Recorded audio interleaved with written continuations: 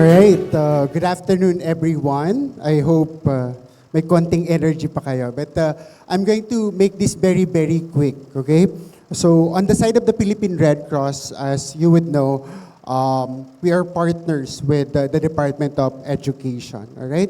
So let me start with here. What are the areas of partnership and collaboration na ginagawa na ng Philippine Red Cross with the Department of Education, right? So firstly, we have first aid and basic life support in school. Siguro po karamihan sa inyo familiar sa Samboy Limlo. Yan, yung Samboy Limlo po or Republic Act number 10871. Yan. Ito po ay ang batas na nagsasabi na dapat kapag nakagraduate ng high school, marunong nang mag-CPR at mag-basic life support ang mga student natin. Diba? According to this law, CPR and basic life support should be integrated into the basic education curriculum. Okay? Next one would be the DRR in school or disaster risk reduction in school. Ayan. So, madami ng department order na inilabas ang Department of Education to ensure its implementation. Ayan, such as DO number 96 series of 1990, DO number 50 series of 2011, and the DO 48 series of 2012.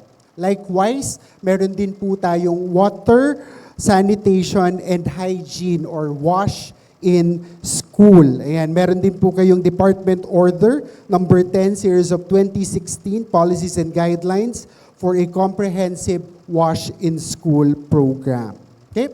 And another program of the Philippine Red Cross na pwede pong i-collaborate with your schools is the Membership Accident Assistance Benefit or MAAB for DepEd employees and of course the learners. So ito po ay membership program ng Philippine Red Cross with different tiers ranging from classic membership, 60 pesos for students, up to the safeguard membership which is 1,200 annual membership program na may kasamang konting benefits in return ng Philippine Red Cross. Kasama po dyan ang hospital allowance of 200 pesos for 60 days, medical reimbursement of 10,000 pesos, yan, at other benefits na makukuha ninyo with the Philippine Red Cross membership program. Alright, so let's go to the topic na assigned sa akin, which is the basic life support, okay? Yan, so first, what I want to talk about is the out-of-hospital chain of survival. Okay, para mabilis lang po yung overview natin with the basic life support. At gaano to ka-importante upang maging handa tayo sa ating mga schools. Alright? So, meron po tayong latest chain of survival. Yan, na nirelease ng American Heart Association last year. So, yung dating 4, naging 5, ngayon naging 6 na po na chain of survival. Okay? So almost the same na dadagdagan lang din naman. Okay? So yung first chain of survival natin is the activation of emergency response. Okay? But firstly, paano ba natin or ano muna yung mga gagawin natin bago tayo mag-activate ng emergency response for someone who is having cardiac arrest? So, syempre, dapat alamin muna natin yung kondisyon, correct? So, early recognition is very, very important. Okay? So, ano yung kailangan nating i-recognize? Dalawa po kasi ang kondisyon, okay, na maaaring mangyari sa ating pasyente. Ano-ano ba yung mga yan? So, yan. So, heart attack. Ano ba yung heart attack? Magkaiba po kasi yan sa cardiac arrest. Okay? So anong pinagkaiba nila? Pag sinabi nating heart attack or myocardial infarction sa medical term, yan, ibig sabihin po, nagkaroon ng bara ang puso natin. Okay? Nagkaroon siya ng bara. Maaaring tumitibok pa ito, pero may bara siya, kaya nahihirapan yung blood circulation doon sa puso. Okay? That is heart attack. ano yung cardiac arrest? Pag sinabi natin cardiac arrest, the patient is not breathing and doesn't have pulse. Walang pulso, walang hininga. So, ibig sabihin, cardiac arrest. Nagkaroon ng cardiac standstill, nag-stop si puso, okay, sa pagtatrabaho. Okay? So, anong dapat nating gawin kapag na-recognize natin na mayroong cardiac arrest ang isang tao? Okay? So, kapag walang pulso, walang hininga, sure po yan, mahihimatay yan. Yan. So, the patient would be unresponsive. Yan. So, kailangan i-check ang pulso at ang hininga. At kapag walang pulso at walang hininga, automatically, we have to activate the emergency response. Okay? So, sa ospital, ang tawag nila dyan, Code Blue. Okay? So, activate the Code Blue team para mag-resuscitate sila. Okay? Sa ating mga paaralan, yan, I hope, karamihan po sa inyo, meron kayong RCY Council or yung Red Cross Youth Council. Yan, ito po ay Red Cross Youth in School, no? Na tinuturuan natin ng CPR, ng first aid, ganyan. So, maaari nyo silang i-activate. Kung wala naman, yan, I hope may tao ang ating school clinic. At kung wala pa rin, yan, or hindi available, or masyadong malayo sa school clinic, we need to dial our emergency number. Ano bang emergency number natin? Generically, it's 911, di ba? Sa lahat yan. Pero sa iba't ibang LGU kasi, merong mga emergency local number. So please be familiar with your emergency local number in your locality. Pero pwede pong i-dial ang 911. Kung gusto niyo po ng diretso sa Philippine Red Cross, ayan, i-dial niyo po ang 143. Okay? 143. That's the emergency hotline of the Philippine Red Cross. Okay? So, pag kailangan ng ambulansya, yan, may nag-cardiac arrest, tawag po sa 143. Tatandaan po, Red Cross loves you. Okay? So, you dial 143. Okay? So, kapag na-alert na natin, na-activate na ang emergency response, ano yung kasunod na link sa ating chain of survival? It's high quality CPR. Okay? So we have to commence immediately, start high quality CPR. Okay? Ngayon, ano ba yung CPR or cardiopulmonary resuscitation? So cardiopulmonary resuscitation is a combination of external chest compression and ventilation, okay, done in a rhythmic manner in order for us to revive our victim whose heart and whose breathing stopped.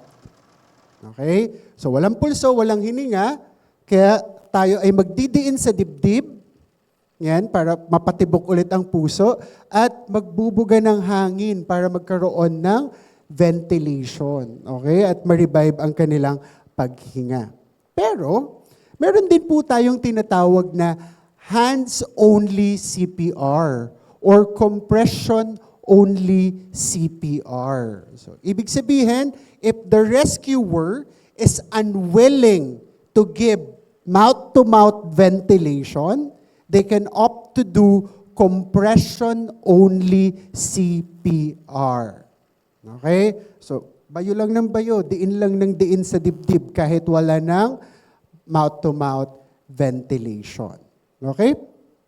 Ngayon, ano bang importansya nung CPR? Maikwento ko lang po sabi natin kanina merong Samboy Limlo. Bakit kaya Samboy Limlo? Or bakit pinangalan? Okay? Sa PBA player, the Skywalker, Samboy Lim, itong batas na ito. Because sometime in 2017, if I'm not mistaken, nagpa-practice siya. Okay? Magkakaroon ng exhibition game kasi for PBA. So nagpa-practice siya, basketball, nag-warm up. Tapos, nag-cardiac arrest siya. So, nahimatay, nawalan ng pulso, nawalan ng hininga. But the sad story at that moment, wala pong marunong mag-CPR. Okay? Walang marunong mag-CPR. So, they waited for emergency medical services to arrive. At lumagpas po ito sa golden period na tinatawag natin, which is 10 minutes golden time. Okay? So medyo lumagpas yung pagdating ng emergency medical services. Nakasurvive naman si Samboy Lim, pero he was paralyzed. Okay? Hindi na yung optimal revival yung nangyari kay Mr. Samboy Lim. Okay? So naka-wheelchair na siya, vegetable, for many years until he died in, I think, 2022 or 2023, post-pandemic. Okay? So, through Coach Yeng Guiao, who was a congressman, and siya yung nag-propose ng Republic Act na ito. And in honor of Samboy Lim, kaya pinangalanan natin itong batas na ito as Samboy Lim Law. Okay? Or Basic Life Support in Basic Education Act. Okay? So yun po yung nilalaman ng Samboy Lim Law. And every July 17, na malapit na po, every July 17, through the presidential proclamation or presidential order 511, yan, declaring July 17 as the National CPR Day. Okay, July 17 as National CPR Day. At marami pong DepEd schools yan, ang nagpa-participate dito tuwing July 17. Okay? So, importante ang early activation or commencing of CPR. Kaya importante po, this is a life-saving skill na kailangan matutunan po nating lahat. Okay?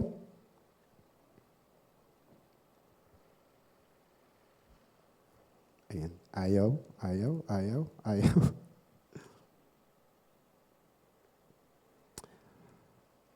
Anyway, so paano ba tayo mag-CPR? What's the characteristic of a high-quality CPR? So, dapat po, yan, tama yung placement ng kamay natin. So, center of the chest, yan. Tapos, the other hand on top. And then, straight elbow. Give the full weight of your upper body, yan, para mag-compress. Okay? And the depth of compression should be, for adult patient, it should be 2 to 2.4 inches. So medyo malalim. Dapat yung pagkadiin natin. 2 to 2.4 inches. For children, it should be 1.5 to 2 inches. Okay? 1.5 to 2 inches. So ganun kalalim dapat yung pag-compress natin. Ngayon, gaano kabilis dapat yung compression? How fast should be the compression?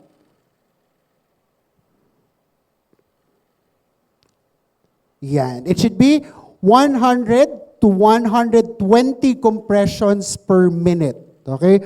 100 to 120 compressions per minute. Para hindi po tayo malito, again, naabutan naman po natin ang kantang Staying Alive, correct? Yan. Okay? On the rhythm of staying alive. Okay? So, ganun dapat yung pag-compress natin. Staying alive. Para naman po sa mga makabagong henerasyon na karamihan sa atin, kung hindi natin naabutan ng staying alive, for sure, naabutan niyo po ang Baby Shark.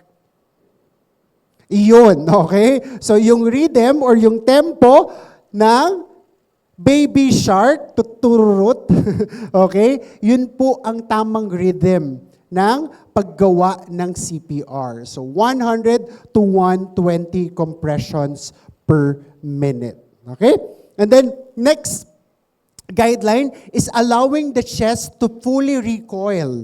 Ibig sabihin, pagkadiin natin sa dibdib, dapat we let it go back to its normal position before another compression. Okay? So allow full chest recoil. Ang mechanism po kasi niyan, yan, yung, di ba dinidiinan natin yung puso. Okay? Kapag inallow natin siya mag-recoil, magre-relax ulit si heart. So we are allowing blood refill time. Before the next compression, pag kinompress ulit natin siya, magsi-circulate yung blood. Okay? So that's the proper way of compression. Next is minimizing interruption. Okay? You have to minimize interruption. Kapag nagsi-CPR po kayo, lalo na kung hands-only CPR, continuous lang po yung ating pagko-compress. Avoid or minimize interruption. Bakit? Kasi po, nagmi-maintain po tayo ng rhythm. Kapag huminto po tayo bigla, yan, yung pressure na na-build natin, biglang babagsak. And it takes few compressions again para mag-build up ulit. Okay? So you have to minimize interruption. And lastly, avoid over-ventilation. So kapag naisipan niyo pong mag-mouth-to-mouth ventilation, yan, ang kailangan niyo namang isipin, do not over-ventilate. Paano natin malalaman na over-ventilation na tayo? Okay? Kapag nag-mouth-to-mouth ventilation po tayo, you have to seal the mouth of the victim with that of your mouth. Okay? Give one full breath, slowly and gently, enough to make the chest of the victim gently rise.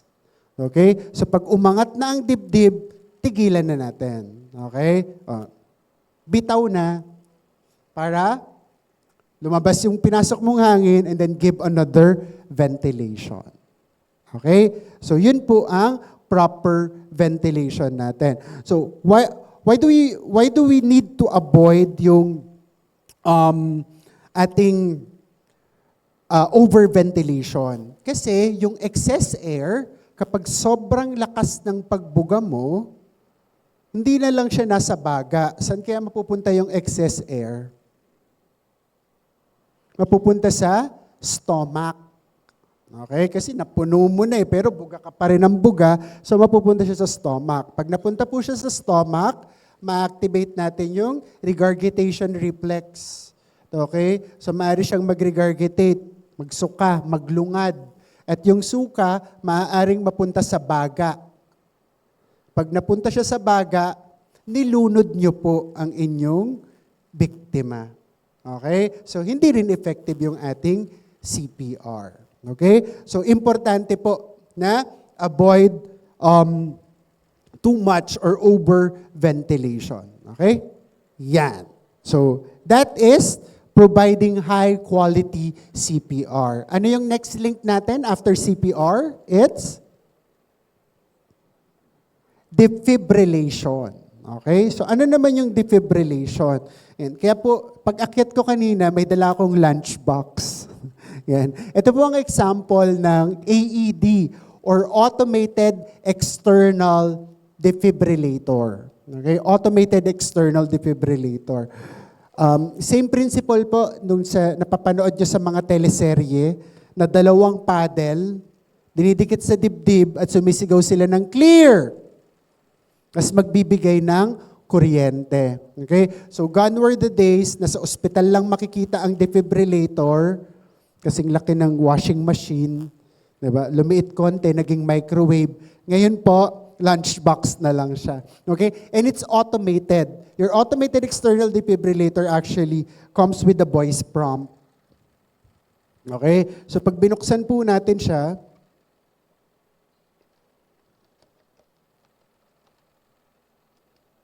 yan. Meron din po siyang visual guide. Square package from lid of AED. Yan. Okay? So nagsasalita po Peel siya. one of the white pads completely from blue plastic. Basically, One of the white pads completely from blue plastic. patahimikin ko lang pong konti. Yan. So basically, yung AED, yung magko-coach sa atin, siya yung magbibigay ng instruction kung ano yung dapat nating gawin. Okay? So it was programmed that way. Okay? Itong ating automated external defibrillator. Okay? Yan. Actually, ang AED, it was designed, sabi nga nila, for universal use. Kahit na wala kang training, magagamit mo ang AED. Kaya nga siya binigyan ng voice prompt. Pero according to studies, here in the Philippines, yan, madami pa rin ang hindi nakakasunod sa AED or automated external defibrillator. Yan. Bakit kaya? Oo. Kasi po, usually, ang mga AED comes with an English voice prompt. Okay? Tapos, since sila po usually ay manufactured in the Western country, yan, yung naka-program slang, no? Hindi masyado maunawaan. Unlike in other countries, yan, sa China, yan, may Mandarin po na voice prompt. Okay? I've just been into Taiwan last month. Their AED is publicly accessed. Ganyan, sa mga kanto, may AED kang makikita. And it's in their own language. Okay? So, Mandarin and Hokkien, yung AED nila. So, siguro in the near future, or far future, magkaroon ng Filipino AED. Okay? Pero madali lang naman gamitin ng AED. Just turn on the power button. Okay? Turn on the power button and then follow the prompt. Okay? Turn on the power button, follow the prompt. Kung hindi natin maintindihan ang prompt, simple lang din yung papagawa niya sa'yo. Attach the pads, and then, press the shock button. Okay? Press the shock button if prompted. Pag sinabi niya na you need to deliver shock. Okay? So, ganun lang po siya simple. I hope this would be available din sa mga schools natin, no? In the far future, in the near future, no? May mga AEDs tayo, at least sa clinic ng school, mayroong AEDs na maging measurement din ng readiness, di ba? Sa mga schools natin, okay? Yung ating AED.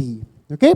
So, let's talk about the last three links dun sa chain of survival natin. Ayan.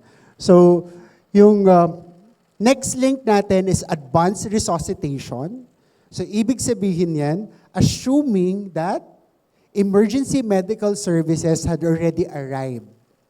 Okay? So, meron ng mas trained sa inyo to do the resuscitation. Okay? Yan po yung ibig sabihin yan. So, parang konti lang yung magagawa natin. Just to ensure na natawagan mo sila and makarating sila. Okay? And next is post-cardiac arrest care. Okay? So post-cardiac arrest care naman, usually sa hospital level na to. Okay? So post-arrest, ano yung mga ginagawang interventions inside the hospital. And lastly, ito yung bagong link na dinagdag ni American Heart Association is the recovery. Okay?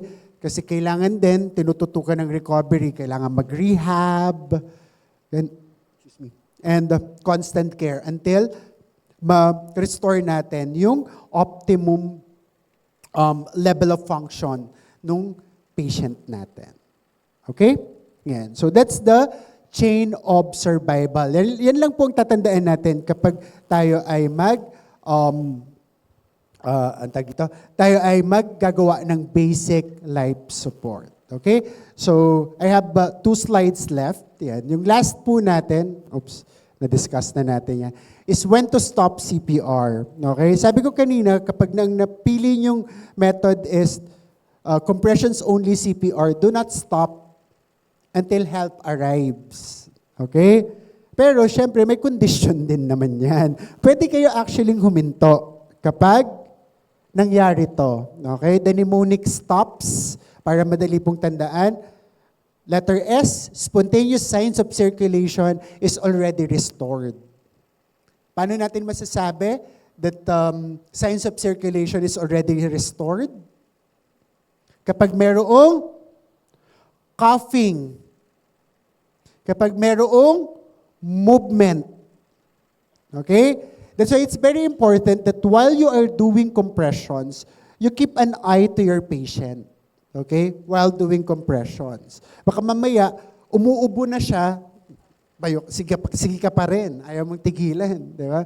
Mamaya, gumagalaw na pala, ayaw mo pa rin tigilan. Di ba? Eye-opening is considered a movement. Okay? So pag biglang dumilat, tigilan na natin. Okay? Sige. Next is letter T, turn over to more advanced medical help. Diba? Yung ating fourth link, dumating na yung advanced medical assistance. So we need to turn over. Okay? And letter O, operator is exhausted and cannot continue CPR. Who's the operator? You as the CPR provider. Okay? If you are exhausted, kasi ang tagal, kanina ka pa nagsi-CPR. Okay? And walang papalit sa'yo. Usually kasi may bystander, diba? So, kapag exhausted ka na, you can instruct the bystander to continue the CPR for you. Pero kung wala option ng bystander, mag-isa ka lang, tapos pagod ka na, you can stop CPR. Okay? Opo, wag po tayo magpakabayani kasi kapag tinuloy-tuloy pa natin yan, you are exhausted, you are just exhausting yourself more. Okay? Kasi kapag pagod ka na, hindi na kaya yung compressions mo. Diba? Hindi na effective yung depth of compression. Hindi na rin effective yung ventilation mo and other parts of CPR problematic na. Okay? Next is letter P, physician assumes responsibility. May dumating na doktor. And lastly, the scene becomes unsafe. So nakatied up to sa the big one, earthquake for example. Nag-i-evacuate ka, may nakita kang cardiac arrest patient, no pulse, no breathing. You started CPR. Pero, habang nagsi-CPR ka, may naririnig kang bumabagsak na rubbles. Anong gagawin mo? Stop CPR. Okay? Run for your life. Ganon. O bitbitin mo kung kaya mo. But the thing is, if the scene becomes unsafe, you need to stop CPR. Okay? So that's our criteria when to stop CPR. Okay? And I'd like to end yan, ang aking presentation by showing you a video, a recap noong mga diniscuss po natin. Okay? So this is an instructional video developed by the Philippine Red Cross Safety Services. Maraming salamat po. Let's play the video. Cardiac arrest can happen anytime, anywhere. You can help save lives with a few simple steps of hands-only CPR. If you see an adult or an adolescent suddenly collapse, immediately check the scene for safety. Step 1. Check the person. Immediately approach the victim maintaining a safe distance to start your assessment. Assess if the patient responds to you by asking, "Are you okay?" Step 2. If the person does not respond, call Red Cross 143 or 911 for help. Step 3. If you or the patient is not wearing a mask, cover your face with a cloth or face mask.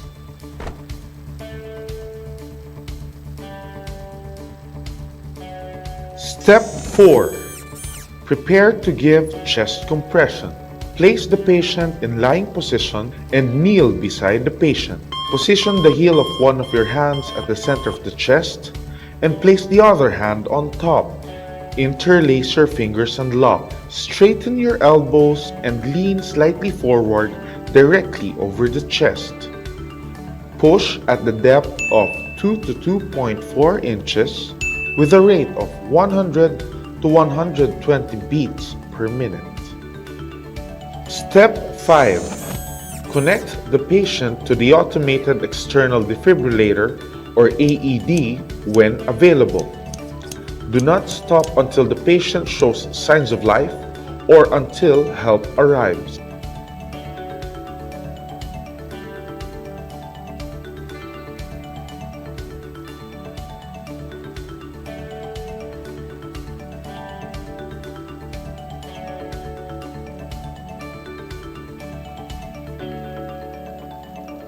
Saving a person's life through CPR is simplified with 5 C's.